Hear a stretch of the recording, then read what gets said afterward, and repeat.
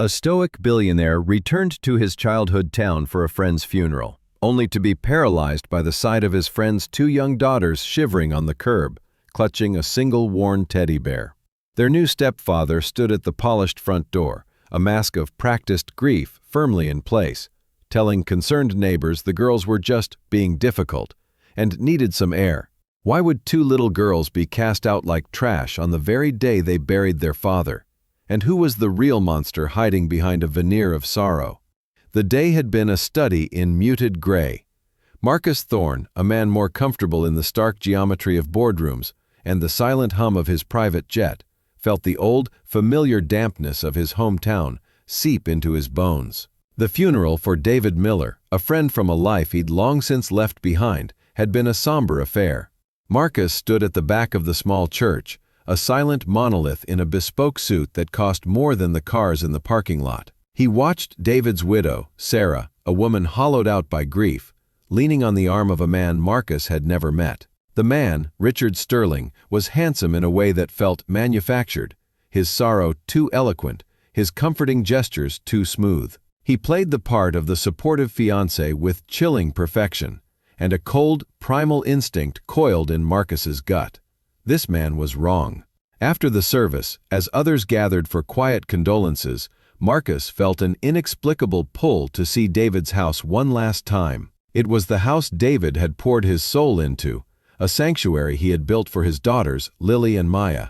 He remembered David's beaming face in photos, his arms wrapped around his girls in the sun-dappled backyard. That was the memory Marcus wanted to hold on to, a final bulwark against the day's grim proceedings. He guided his car, a silent, black machine of German engineering, through the quiet, tree-lined streets where he and David had once ridden bikes as boys. The world he now inhabited was one of concrete and glass, of calculated risks and billion-dollar valuations.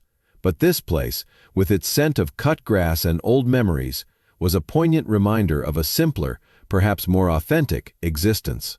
A life David had never wanted to leave. As he turned onto the familiar street, the idyllic image in his mind shattered. He stopped, his of love and tears. It was their only anchor in an ocean of loss. At the polished front door, bathed in the warm light of the entryway, stood Richard Sterling. He was speaking to a neighbor, Mrs. Gable, his voice a smooth balm of practiced concern that carried on the quiet air. "They're just overwrought," Richard was saying, a sad smile playing on his lips. "The day has been so much for them. A little fresh air will do them good." The lie was so audacious, so complete, that it stole the breath from Marcus's lungs. He got out of the car, the heavy door closing with a solid, definitive thud that seemed to break the spell of the quiet street. Richard's head snapped in his direction, his practiced smile tightening for a fraction of a second. Marcus ignored him. His entire focus was on the two children. He moved with a deliberate, unhurried grace, his tall frame casting a long shadow in the fading light. He knelt on the cool pavement, bringing himself down to their level. He was a man who commanded legions of employees and struck fear into corporate rivals. But before these two silent, shattered children, he felt a profound and terrifying vulnerability. Maya flinched, burying her face in her sister's shoulder. But Lily did not. She simply stared at him, her gaze unnervingly steady, her eyes holding the ancient sorrow of a soul that had seen too much. In that moment, the world fell away, and there was only the cold concrete, the shivering children, and the silent, unbreakable promise forming in the core of his being. He saw in their faces a hauntingly familiar reflection of a past he thought he had buried long ago, a promise he had failed to keep to people he had loved and lost. This time would be different. This time, he would not fail. A quiet, unbreakable vow settled over him, as solid and unyielding as granite. He would protect these children. He would find the truth. He would drag the monster from his hiding place and into the unforgiving light. Marcus rose to his full height and turned to face Richard, who was now approaching with a proprietary air. "Can I help you?" Richard asked, his tone dripping with condescension. "I'm Richard Sterling, Sarah's fiancé. It's been a very difficult day for the girls." Marcus's gaze was flat, his voice devoid of emotion. "They are cold, they are frightened, they are coming." Seemed to recognize he was not dealing with an easily intimidated neighbor. His posture changed, a flicker of uncertainty in his eyes. He decided to shift tactics, feigning concession. "Look," he said, holding his hands up. "If you're a friend of David's, I understand your concern, but this is a family matter. They just need to calm down." "They will calm down somewhere they feel safe," Marcus countered, his decision made. He turned to the girls. "Lily, Maya, I was a friend of your daddy's. I'm going to take you somewhere warm. Is that okay?" Lily hesitated for a long moment, her eyes darting from Marcus to the house where the shadow of Richard loomed. Then she gave a small, almost imperceptible nod. It was all Marcus needed. He led them to his car, one hand gently on each of their small backs, a protective barrier between them and the man on the porch. He settled them into the plush leather of the back seat, wrapping them in a cashmere blanket from his travel case. As he drove away, the image of Richard Sterling standing on the porch, his face a mask of controlled fury, was burned into his mind. Marcus took the girls to the penthouse suite of a hotel he owned, a place of quiet luxury and absolute privacy. It was a sterile environment, but it was safe. He ordered warm milk, soft bread, and bowls of soup. He didn't ask them questions. He didn't press them about what had happened. He simply created a space of calm and allowed them to exist in it. His first call was to Dr. Alastair Finch, a renowned child psychologist he had on retainer for one of his philanthropic foundations. The second was to the head of his personal security, a former intelligence officer named Cole. "I want a complete workup on a man named Richard Sterling," Marcus said, his voice low. "Finances, relationships, history. I want to know every secret he has, and I want a team watching that house, discreetly." While he waited, he observed the girls. Maya fell asleep almost instantly, curled into a tight ball on the vast sofa. Lily, however, remained vigilant. She ate slowly, her eyes tracking every one of Marcus's movements. He saw her tuck a bread roll bars. It was a child's confession, more powerful than any words. The next day, Marcus went to see the neighbor, Mrs. Gable. He found her tending her roses, her movements nervous and jerky. She was reluctant to speak, her eyes constantly flitting toward Richard's house. "He's very charming," she said, her voice barely a whisper. "He's been so good to Sarah." Marcus didn't push. He simply stood there, his quiet presence an invitation for the truth. "I heard him," she finally admitted, her voice cracking. "After the funeral, he was yelling. He told them they were ungrateful little sniveling things. He said if they cried one more time, he'd lock them in the basement so no one would ever hear them again. Then he pushed them outside. He told them to stay there until they learned to be thankful." Her words hung in the air, a testament to the private cruelty hidden behind a public facade. The preliminary report from Cole's team landed in Marcus's encrypted inbox that evening. On the surface, Richard Sterling was clean. He was a financial advisor with a respectable firm, managing portfolios for a handful of wealthy clients. He had no criminal record, no debts, no obvious vices. It was a perfectly curated identity. But Marcus knew that the most dangerous predators were the ones who were masters of camouflage. He instructed Cole to dig deeper, to look not at the man's public records, but at the patterns of his life. "Look at his clients," Marcus instructed, "specifically any who have died." The instruction was cold, clinical, but necessary. While the investigators worked, Marcus focused on making the girls feel secure. Dr. Finch arrived and began to work with them, his gentle, grandfatherly demeanor slowly coaxing them out of their shells. He confirmed Marcus's suspicions. The girls were exhibiting classic signs of severe emotional trauma and intimidation. The drawings, he explained, were their only safe outlet for the terror they were experiencing. A few days later, the second report came in. This one contained the first real crack in Richard's armor. Over the past decade, Richard had been romantically involved with 3 other women. All of them had been recent, wealthy widows. In each case, Richard had entered their lives during their period of deepest grief. In each case, he had assumed some measure of control over their finances. And in each case, the relationship had ended abruptly after a significant portion of their assets circumstantial. It established a pattern. but it didn't prove his intentions with Sarah and the girls. Marcus needed something undeniable. He turned his attention to David's will. David was a lawyer, a meticulous and protective man. He would never have left his daughter's fate to chance. Marcus's legal team procured a copy from the county records office. It was exactly as he'd expected. David's entire estate, the house, his investments, his life insurance, was to be placed into a tightly controlled trust for Lily and Maya. Sarah was designated as a beneficiary, entitled to a generous annual stipend for her living expenses, but she had no authority to touch the principal assets. The trustee, designated to manage the fund until the girls turned 25, was David's sister, Eleanor. This was Richard's motive. To get his hands on the real wealth, he needed the children, the primary beneficiaries, out of the picture. He needed to isolate and control Sarah, their mother, and the conduit for the stipend. The plan was as evil as it was simple. The final piece of the puzzle, the smoking gun, came from Mrs. Gable. She called Marcus late one night, her voice a panicked whisper. "He's in David's office," she said. "He's been in there for hours.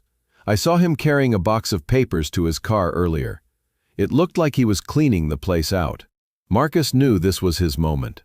Richard was destroying evidence. He immediately dispatched a specialized tech team. They didn't break into the house. They didn't need to. David, ever the protector, had installed a state-of-the-art, cloud-based security system. With the legal authority of the will's designated trustee, Eleanor, who Marcus had already contacted, they were able to gain access. They combed through hours of footage from the motion-activated cameras. And there it was, on a camera hidden in a bookshelf in David's office, dated 2 days after the funeral. The video showed Richard leading a dazed and weeping Sarah to the desk. He placed a document in front of her, his voice a low, soothing murmur. "It's just some insurance paperwork, my love. Just sign here." Her hand trembled as she signed, her signature a barely legible scrawl. But the camera's microphone picked up something else, something far more damning. Later that night, Richard was back in the office on the phone. Needed. He forwarded the file to Evelyn Reed, his chief legal counsel, with a simple 2-word message: dismantle him. Evelyn was a woman forged in the crucible of corporate litigation, a shark in a world of sharks. But when she reviewed the file Marcus had compiled, the financial histories of the other widows, the details of David's will, Lily's heartbreaking drawings, and the damning video, her professional coldness gave way to a palpable fury. "This man isn't a wolf in sheep's clothing," she said to Marcus over a secure video call. "He's a parasite. A legal filing isn't enough. A monster like this doesn't just need to be jailed. He needs to be annihilated, publicly." They began to craft a strategy. Richard had insulated himself well. A direct legal challenge would be mired in delays, giving him time to hide assets and further manipulate Sarah. They needed to strike in a way that was swift, public, and undeniable. It was Evelyn who discovered the perfect stage for their confrontation. In a move of breathtaking arrogance, Richard had organized a high-profile charity gala to launch the David Miller Foundation for Grieving Families. He was positioning himself as David's successor, the benevolent steward of his legacy, using David's memory as a shield. The event was to be held at the town's most exclusive country club, with local media and prominent community members in attendance. "He's building his own gallows," Evelyn said, a grim smile on her face. "Let's make sure the rope is ready." They assembled their allies. David's sister Eleanor flew in immediately. A strong, pragmatic woman, she was horrified by the evidence and consumed with guilt for not having seen the truth sooner. She provided the legal standing they needed as the will's official trustee. They also prepared a comprehensive dossier for the authorities and key members of the media, to be released at the precise moment of the confrontation. The plan was meticulous, a multi-front assault designed to leave Richard with no room to maneuver, no narrative to spin. It was a corporate takeover strategy, but the asset they were fighting to protect wasn't a company. It was the future of two little girls. While Marcus and his team prepared for war, Richard Sterling, oblivious, grieving family. "Some people see tragedy as an opportunity," Richard said, his face a mask of sorrowful sincerity. "I am here to protect Sarah and her husband's legacy from those forces." It was a preemptive strike, a brilliant piece of gaslighting on a public scale. He concluded the interview with a bombshell announcement. He and Sarah would be married in a small, private ceremony at the end of the month. It was a strategic move to legally entrench himself in the family, making him much harder to remove. He believed his public armor was impenetrable. He was wrong. The night of the gala was a masterpiece of Richard's deceptive artistry. The ballroom of the country club glowed with soft light, filled with the town's most influential citizens. A massive, smiling portrait of David Miller was projected onto a screen behind the stage. Richard was the star of the evening, moving through the crowd with a somber grace, his hand possessively on Sarah's back. She looked beautiful but ethereal, her eyes holding a distant, medicated sadness.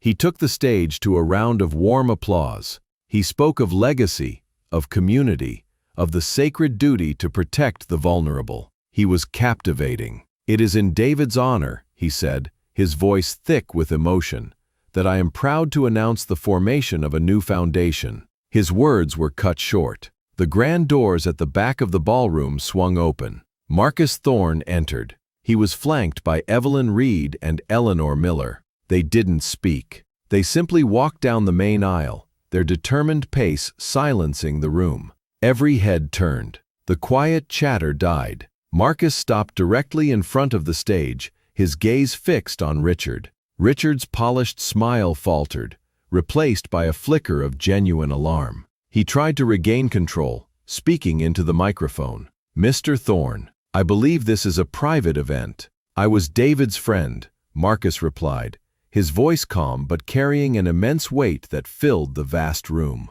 "And I will not stand by while you desecrate his memory." Richard gave a short, brittle laugh. "I have no idea what you're talking about.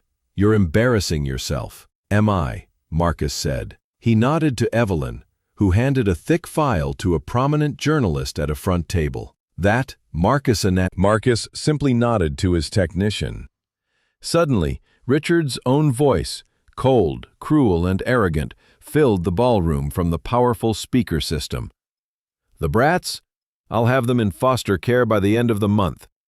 The house will be mine, free and clear." The audio was pristine.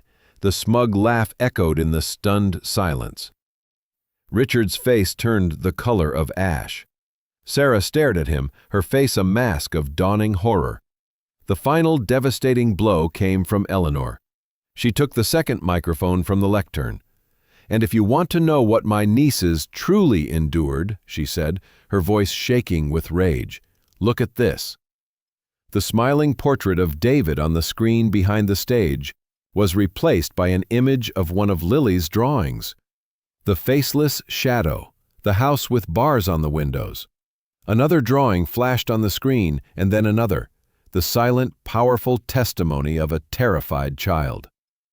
Sarah let out a strangled cry, her hand flying to her mouth as the full, horrifying truth crashed down upon her. It was over. Richard, exposed and cornered, finally broke. The mask of sophistication evaporated, revealing the snarling, pathetic creature beneath. He lunged toward Marcus, screaming obscenities, his face contorted in a mask of pure hatred. He never made it. Two uniformed police officers, who had entered discreetly from a side door, intercepted him. They cuffed his hands behind his back, the sharp click of the metal echoing the final, definitive end of his charade. The fallout was immediate and catastrophic for Richard Sterling. His arrest at the gala became the town's biggest scandal, a story of monstrous deception that was picked up by national news outlets. The public humiliation was total. His carefully constructed world crumbled into dust. As the investigation deepened, the other women from his past came forward, their stories painting a clear, decade-long pattern of predatory behavior. Faced with an avalanche of undeniable evidence, the recording, the fraudulent document, multiple witness testimonies, he was denied bail. His trial was short, his conviction was certain. The judge, citing Richard's exceptional cruelty and lack of remorse, handed down the maximum possible sentence. The legal system had worked, utterly secure, just as their father had intended. Marcus watched all of this from a distance. He had been the catalyst, the protector who stepped out of the shadows, but he knew the true healing was a journey the family had to take on their own. His quiet vow had been fulfilled. The shadows had been driven back. The world was once again safe for two little girls. 6 months passed. The chill of autumn had given way to the warm sunlight of spring. A small, whitewashed cottage stood nestled in the dunes of a quiet coastline, hundreds of miles away from the memories of the old house. The air smelled of salt and wild roses. This was their new beginning, a sanctuary provided by Marcus, a place for healing. Eleanor was their anchor, a source of constant love and stability. The transformation in the girls was a quiet miracle. Maya's laughter, once a rare and precious sound, now mingled freely with the cry of the gulls as she chased the waves. Lily, who had carried the weight of the world on her small shoulders, was learning the forgotten art of being a child. She collected seashells and drew pictures, not of shadows and bars, but of dolphins and sailboats. Marcus visited often. He was no longer the imposing stranger in a dark suit, but simply Marcus, a quiet, steady presence in their new life. He would walk with them on the beach, help them build lopsided sandcastles, and listen to their stories. One sun-drenched afternoon, as he was preparing to leave, Lily ran up to him, clutching a piece of paper. She shyly handed it to him. It was a new drawing. It showed the cottage, the bright sun, Eleanor, and 2 smiling girls holding hands. And standing beside them, tall and protective, was a figure she had labeled Marcus. For the first time, she had drawn him with a smiling face. As he looked at the drawing, his heart aching with a bittersweet joy, he felt a tiny hand slip into his. He looked down. Lily stood on her tiptoes and wrapped her small arms around his waist in a fierce, trusting hug. In the warmth of that embrace, the old ghosts in Marcus's own past grew quiet, and a profound, healing peace settled over him.